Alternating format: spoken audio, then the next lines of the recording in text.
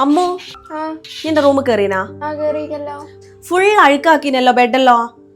കല്യാണം കഴിയുന്നവരെ ഏട്ടന്റെ റൂം. ഇപ്പൊ കല്യാണം കഴിഞ്ഞില്ലേ?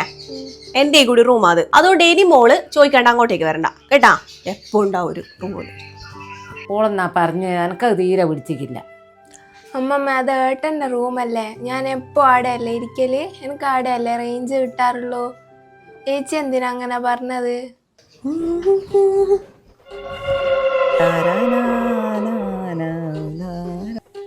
അച്ഛമ്മേ, അച്ഛമ്മ എന്താ വിടാ? ഇവിടെ അല്ലടാ, AC അല്ലേ, താഴെ ഭയങ്കര ചൂടല്ലേ.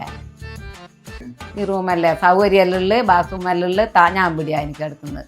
നീ താഴെ കിടന്നു ആയിട്ടാ പോട്ടെ.